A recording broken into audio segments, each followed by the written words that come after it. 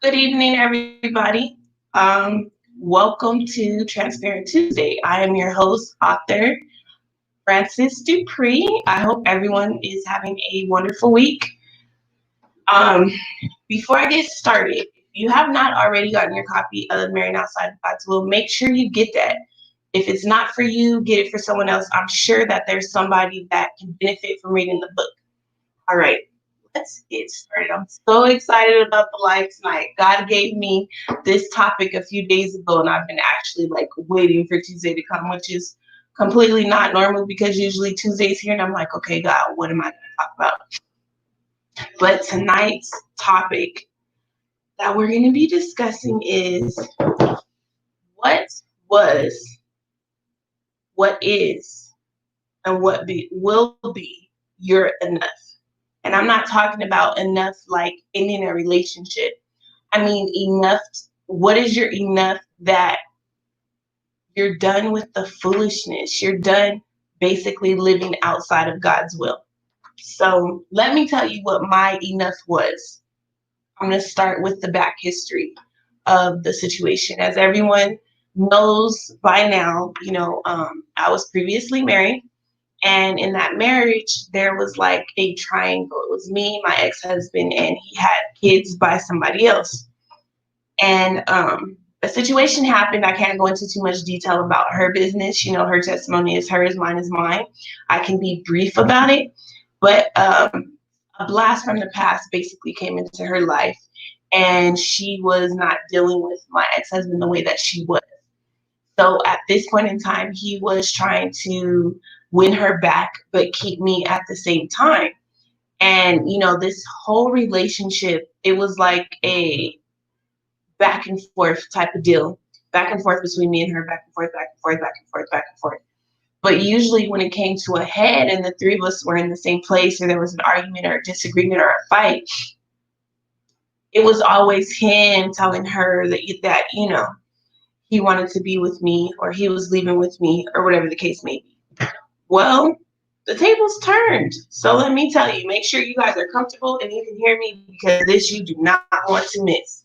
Um, as I said, he was doing a balancing act of trying to get her back and trying to keep me all at the same time.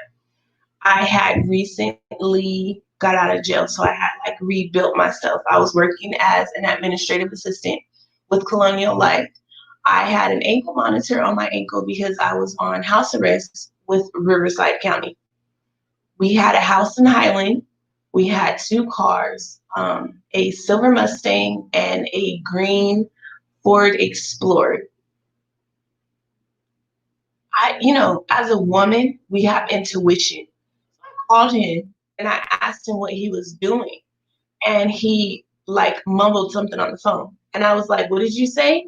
And he said, this is my girl, and hung up. And I'm like, what did he just say to me? So they were at their children's school, which was right next door to the Waterman swap meet in San Bernardino. I go up there. Mind you, I have a restraining order on her, so we're not supposed to be within 100 feet of each other. I get up there, and she's like, oh, I'm going to call the police. You're not supposed to be within 100 feet of me, and I'm not paying her any mind. And I look at him, and I'm like, what did you say to me on the phone?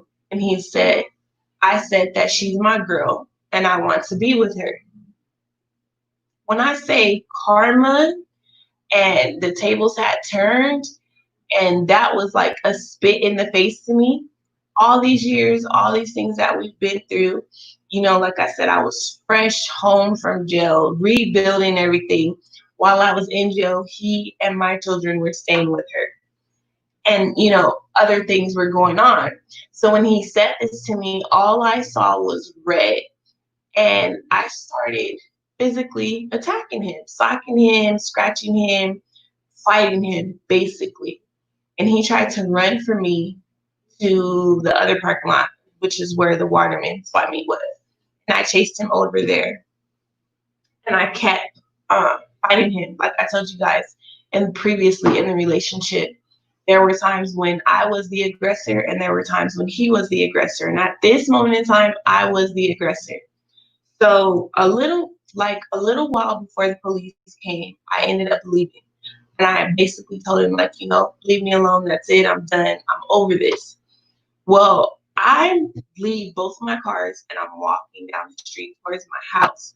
My house was maybe 20 minutes from where I was at. But I'm on the phone with him and the police come. And he's bleeding, his face is scratched up, his shirt is ripped, and the police are trying to get him to press charges on me, but he wouldn't. He was like, no, I'm not gonna cooperate. I did it to myself. She's not here. Obviously, she didn't do anything wrong. So as I'm walking down the street, she's driving with, her sisters and everything, and they're walking past me and they're laughing at me, which I was a joke. They had the right to do that. But as I'm walking, I'm praying and I'm crying, and God said, if you do not leave San Bernardino, you're gonna lose everything. Either she's gonna kill you or you're gonna kill her. And immediately, as he was saying that to me, it was like I had a flashback. And I remembered sitting in jail and talking to my kids on the phone and crying and promising them that I would never leave them again. I remembered, sleeping in the car with them, washing them up with baby wipes and sending them to school and me going to work. So it was like every struggle that we had went through started flashing before me. And, you would think when you go through struggles, it's like bumping your head on the wall. You would think after a while, you would get tired of it, tired of the cycle. But I didn't. I didn't get tired of the cycle. I didn't get tired of the cycle of him going back and forth between us. I didn't get tired of moving every 3 months. I didn't get tired of the poverty. I didn't get tired of the fighting. I just was not tired yet until this particular situation. So when God told me this, I took it serious, and everything, like I said, flashed before my eyes. And then I had a flash of my kids, and it was like, okay, this is enough. Enough is enough. This is my enough. This is when I decide that I'm going to do right. I'm going to do whatever it takes. I'm going to leave this cycle. I'm going to be the woman, the mom that I'm supposed to be. And I'm going to start trying to really secure my foundation with God. So this incident happened, I believe, on like Monday. So I go back to work the following business day and I start looking for places to live, but I have no idea where to look. My children's cousins had already moved up here to the high desert. So I reached out to their mom and I was like, hey, how do you like Adelanto? How is the schools? I start asking her a bunch of questions and she gives me wonderful feedback. Now, make sure you guys catch this. I was willing to walk away from everything and be obedient to the instruction that God gave me. So let me explain to you how being obedient, the transition was so smooth. I started looking for houses in Adelanto, in my price range. At this moment, I'm trying to be smart. I know that I can only afford to pay so much for rent and still have to think about bills. And this is moving up the hill and I work down the hill. So that means I'm going to have to travel from from up the hill, down the hill, up the hill, down the hill. So I find a 3-bedroom, 2-bathroom house for $800. Not even knowing it's literally right around the corner from her. So I call the people. I tell them I'm at work, got to work Monday through Friday, 8 to 5. I can't come into the office. So they tell me, to fax everything to them. So I faxed everything. And a friend of mine was my reference. She gave me such a good reference. They did not run my credit. They told me that if I wanted the house, that I needed to come get it, basically. I went to view the house the same day I signed the lease. And by that Saturday, I moved to Atlanta. So because of my obedience, when God told me to move, I didn't hesitate. I didn't think about what I was leaving. I moved. But my thing is, what's your enough? How many times do you have to repeat the cycle, whatever the cycle may be? It can be drugs, it can be alcohol, it can be domestic violence, it can be poverty, it can be jumping from job to job. Whatever your cycle is, what's it going to take for it to be enough for you? It took me, let's see, we were married 4 years, 8.5 years for me to get to the point to where it was enough. For me to get to the point to where I said, you know what? I deserve better. My Children deserve better. I'm not going to settle anymore. I'm not going to continue to live into this cycle. There's no stableness. There's no growing. Every time I take a one step forward, I always end up taking 10 steps backward. When the realization hit me that if I was at this place when the police came, I would have lost it all. I would have went back to jail because I came in contact with the police and I'm on house arrest, ankle monitor on my ankle. 2 cars would have been gone because he didn't have a driver's license and neither did I. House would have been gone because I would have been working and the rent wouldn't have been paid. So who knows what would have happened to my children? You would think, Francis, you've been through this cycle before. You know that he goes back and forth between you guys. But the difference this time was he wasn't fighting with you and trying to go home with you. He was trying to go home with her, but you didn't want him to go home with her. And that did something to me that stirred me up on the inside. It was kind of like something that I didn't expect. I didn't expect for that to happen. So I said, okay, this is it. This is my enough. I'm done with the cycle. I'm done being poverty. I'm done with poverty. I'm done living paycheck to paycheck. I'm done uprooting my children every 3 months. I am done. This is enough. God, tell me what I got to do. I'm not going to ask you no questions, and I'm going to do it. And just to take it a step further, not only did I leave San Bernardino, I told him, because my thing was I just started packing. I wasn't explaining myself. I wasn't telling nobody nothing. I had to go, and I was leaving. But I told him I said, I'm leaving, whether you come or not. But if you do come, we have to be married. I'm not continuing this cycle into the new door that God has opened. Our marriage situation is a whole nother Transparent Tuesday. As you guys know, we did end up getting married, but there's a whole story behind that as well, which led to marrying outside of God's will. But my thing today is that I question you, what is your enough? What is it? What is it going to take for you to stop bumping your head? What is it going to take for you to realize that you deserve better? If you have children, your children deserve better. Whatever the situation is, it doesn't have to be a relationship. It can be, like I said, poverty. It can be a job. It can be a friendship. It can be anything. The sky's the limit with the things that, we allow ourselves to go through. But what is it going to take for you to say, God gave me life and I'm supposed to live it more abundantly, and I'm done with this cycle? In your life right now, you can be at the point where enough is enough. Or you can be getting to the point when enough is enough. Or you can be at the point where you have no idea what your enough is.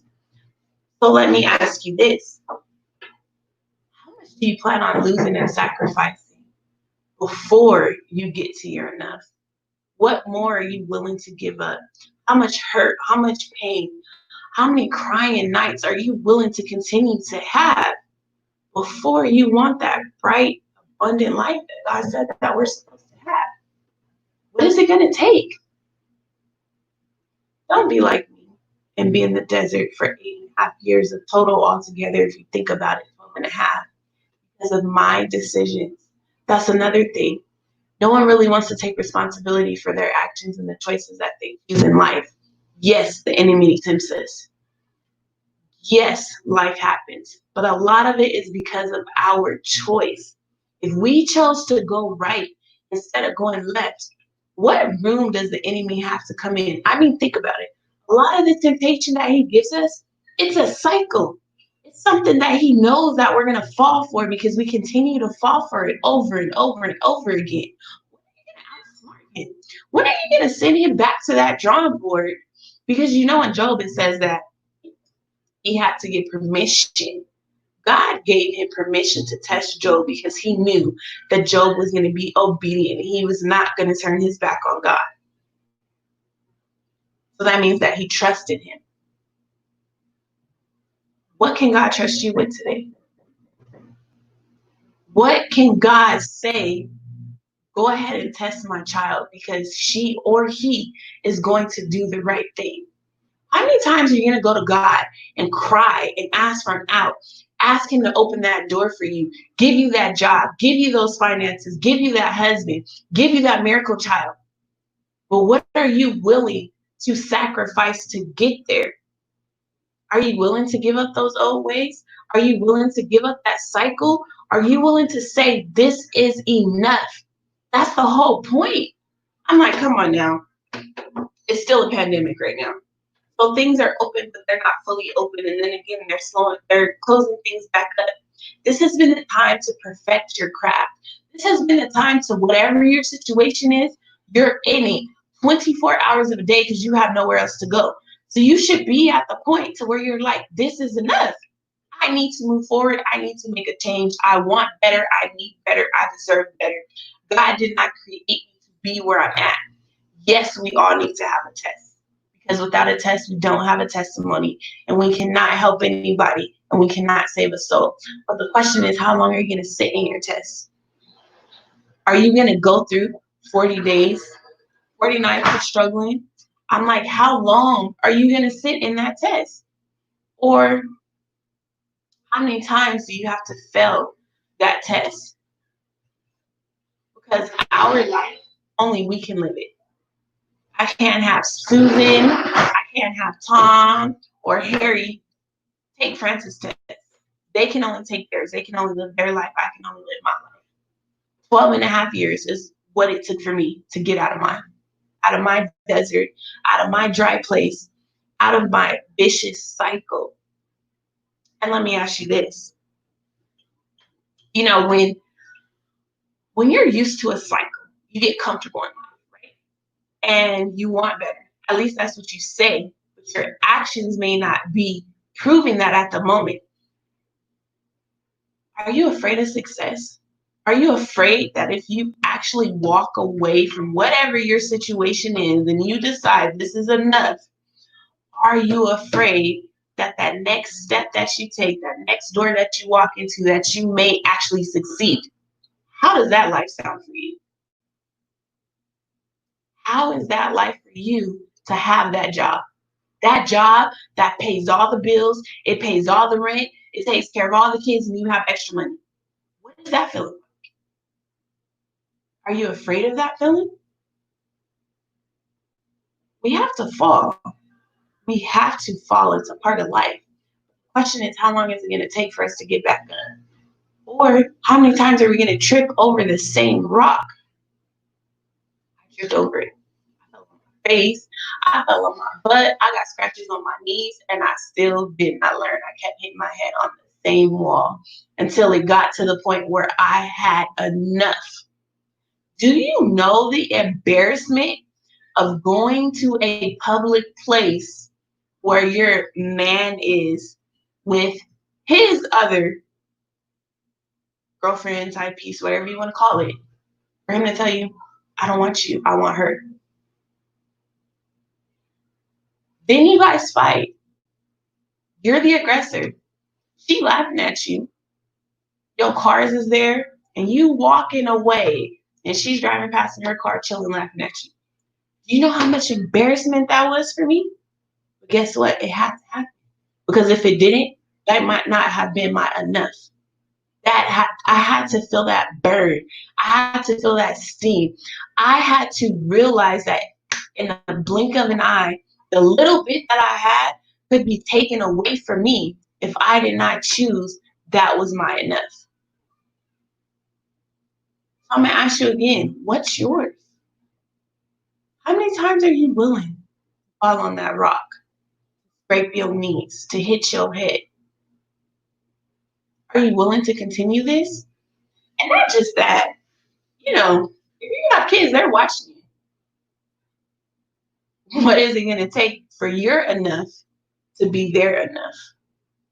What are you going to allow them to see to hold on to a dead situation to where they get into one and it's like, dang, mom or dad was in a dead situation for so many years. So I'm comfortable here. Yeah, I know that it's not right. I know that I keep head in my head, but I'm comfortable, so I refuse to leave. What's going to make you uncomfortable? What's going to make you be ready to walk away from it all to get what you deserve? What's going to make you say, I want everything that was taken from me, that I left behind, that I stepped over, I'm going back for all of it? What's your enough? What will be your enough? What was your enough? If you're out of your situation right now, what was that moment that made you change? What was that moment that was enough for you that you just could not take it no more? And you said, God, you don't do it, it ain't gonna be done. You moved like that. Doors, the transition was just so smooth. All you had to do was just walk through.